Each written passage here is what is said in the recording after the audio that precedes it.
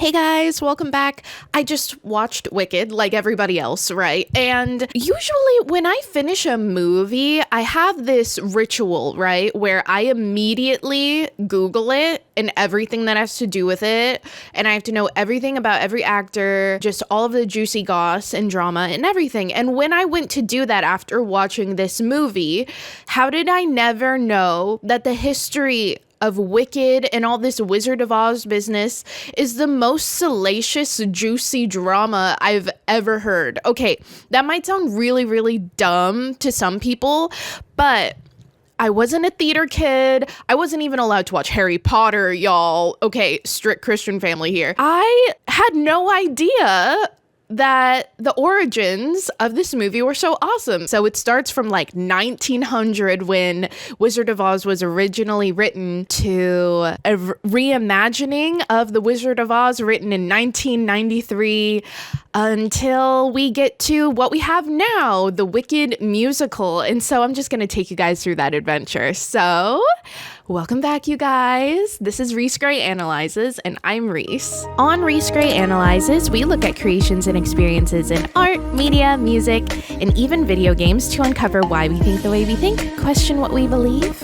and learn something new. And I'm always doing that when I Google my freaking movies, okay? So you're probably like, that's the biggest red flag that you have no idea what Wicked is, but you really wanted to watch this movie. And let me explain. So I haven't read Hunger Games. I never read Harry Potter, as I explained, anything like that. But I am just so obsessed with watching the movies of it, especially since like I got into adulthood and I can choose what I watch. And I actually loved Les Mis too. I know that's a red flag too, because a lot of my theater friends and stuff didn't like the singing in Les Mis. They hated Russell Crowe and whatever. But when I found out that there was live singing in this movie too, just like in Les Mis, I was like, oh, cool. I have to see that because everyone knows Ariana Grande can hold it down, right? And so I was just like so excited to see this with the live singing and everything for that reason. I booked my tickets like 2 weeks in advance too. I was like, I have to be one of the first people to see it.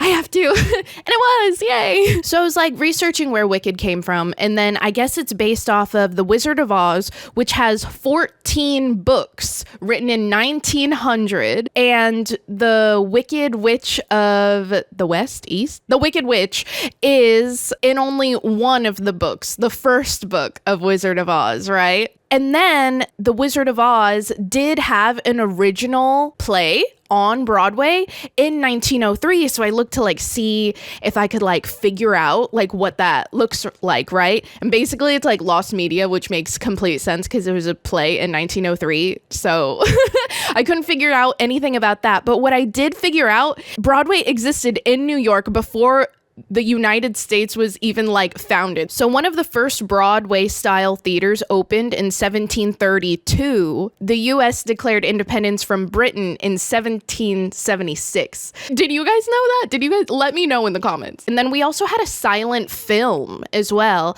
before the 1939 movie with Judy Garland. So arguably the most famous piece of Wizard of Oz media till that time, right? So then we had 1939 Wizard of Oz in movie form, right? The Wizard of Oz originally didn't do super well in theaters, which was so surprising because it was one of the first movies that was in Technicolor. So Technicolor was basically how people started making movies in color, right? And so these Technicolor cameras would be the biggest, chunkiest cameras in the world to film. And then there's like tons of lights in the background, like there's red, green, and blue lights going on, which like shine down on the actors, causing tons of this heat drama from all the lighting. And even the guy who played the lion in the 1939 film, this is a quote that he suffered from continual heat stroke, was like the quote from the article that I read. I was like, he continually would have like ailments from passing out. This movie is known to be like cursed because so much horrible stuff went on during the filming of this. The original Wicked Witch, during one of the pyrotechnic scenes where she like disappears into flames, there was an issue with the trap door and she got stuck and she got 3rd-degree burns that affected her for the rest of her life. And then she refused to do any more pyrotechnic stunts, which is so like, of course, I would too. And then her stunt double's broomstick exploded. I was just like, what in the world? And so I guess in 1939 too, there were actually multiple directors for the 1939 film, and there were like tons of arguments about creative direction, and I guess the creative direction of that film isn't super clear, but what made it so popular is that it was like a movie to TV special, right? So they released it on TV, and during the time in 1939, everyone was watching black and white television, and the movie also came on only once a year. So people were like obsessed with it, because I guess A Christmas Carol too, people were like obsessed with watching that movie once a year, you know, like it would be like a tradition. And that's how The Wizard of Oz came about, because people would make it their tradition to like all gather around and watch this really cool Technicolor movie. And there were other Technicolor movies at the same time period, which was Snow White and the Seven Dwarfs and also Robin Hood too. But I looked up pictures of all of them and just how much effort was put into like just showing off the different colors that they could make possible in the Wizard of Oz film. Like they killed it. They did so well with just like showing off what they could do in Wizard of Oz. And then in 2022, too, during that one, we don't have like drama that's as like salacious. And honestly, you don't want something horrible to happen to like people on set. But there were some like icky things that did happen, because there was like some kind of SAG-AFTRA strike and they had to put off filming for that. And then when they did start filming it, they filmed it a lot in like open fields out in the UK. I guess during like while they were filming, I missed all this paparazzi business or whatever, because they would have GoPros on drones to like get behind the scenes footage, and like they would even like record audio too, so they can like get like sneak peeks of the songs and like sneak peeks of the visuals of like the outfits and the set designs. And that's just a lot. Like I can't believe that they flew drones. The paparazzi was probably paid a lot for those photos, so I mean, that's probably why they did it. And then I think the like biggest piece of drama that everyone knows, even if they never plan on like seeing Wicked and don't care about the Wizard of Oz at all, I think that everybody knows about that like drama with Jonathan Bailey and Ariana Grande too, which I won't go super into because it's like not super shocking that Ariana Grande like cheated while she was married and then decided to be with someone else, because this has happened multiple times. I did listen to Naya Rivera's audiobook, and she says that she found her in like Big Sean's house like while they were dating, and then Pete Davidson's ex-girlfriend came forward too and was all like, Pete Davidson broke up with me through a text, and then I find out a few hours later through Instagram that he's dating Ariana Grande. Like, I mean, you know, I'm not shocked. But what's more interesting than infidelity from a woman who seemingly has some low self-esteem and an unstable sense of self? The biggest shock to me was that this new set of books, Wicked, was written by like someone completely different and by someone who wanted to reimagine children's stories. So this dude, Gregory Maguire, like there can be a whole video just on this man. He is very, very, very interesting individual. It bothered him that the bad guys in these children's stories were just meant to be bad, but he wanted to make them more complicated and realistic and have more like adult themes in these stories. So he was really inspired by the Wicked Witch, Elpheba, because he wanted to humanize her and make her seem more complicated and have her own motivations. And I know it's fiction, but usually authors have these like deep needs to want to tell a story because of things that are happening in their own lives. And there is something that parallels Maguire's life of why he was so passionate about this Elpheba character. And I found that he was he actually grew up in a deeply Catholic family, and that shaped his views on like morality and faith and like societal judgments, right?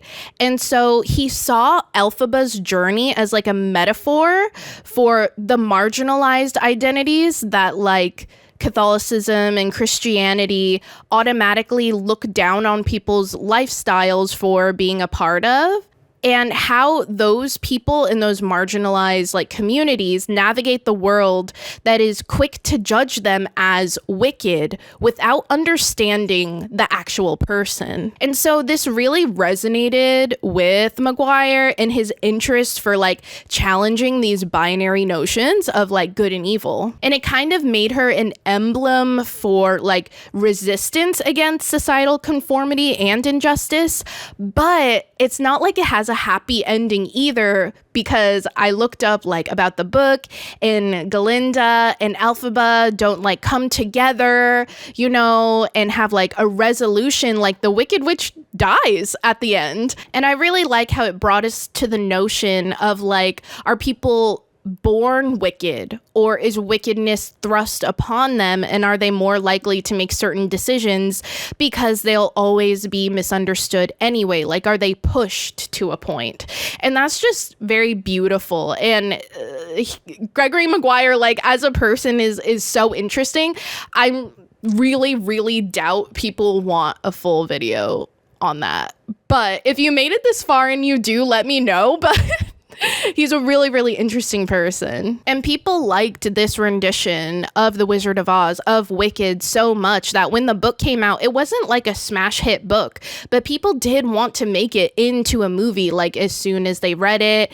And like in the 90s, like Demi Moore signed on to be a part of it. And it wasn't actually originally a musical until someone named Stephen Schwartz composed this musical out of his books and had it released in 2003 finally. And then we finally get to like the musical part of Wicked that we know and love today. But there was a lot of drama with that as well, because like there was issues with the rights of Wizard of Oz, and they had to like rewrite the screenplay a lot because they couldn't actually mention Dorothy or any of the characters, but they could allude to it with like the red shoes and the yellow brick road and stuff like that, but like couldn't say anything. And I guess it was really upsetting to like the Galinda character. I think something Chenoweth character, like she played her and she's like really iconic and stuff.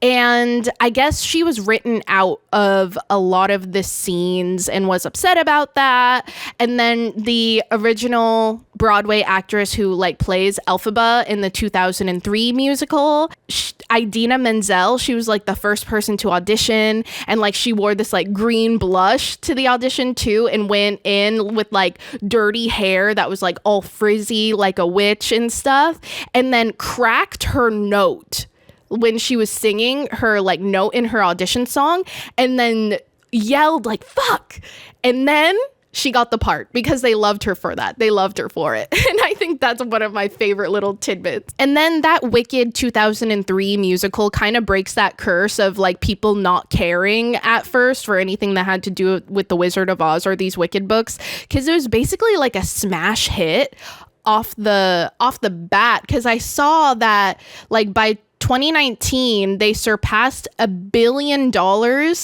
in like Broadway alone, which is so crazy. And it was really financially successful. It had been performed in 16 countries, translated into 6 languages.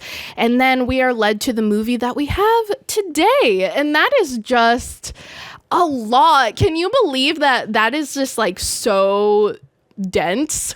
Because I didn't know. As a non-theater kid, non-drama kid, whatever, I didn't even know when Broadway was created, and all of this was just news to me. And I hope that you guys learned something about this, because I was mega shook to my core. With that, you guys, let me know if you guys have any like suggestions of like shows or books to read, because I really like this like character arc of Elpheba. I might actually read like the original like 90s like Maguire books, because like those probably go really hard, honestly.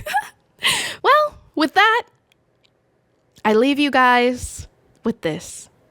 Okay, love you. Bye.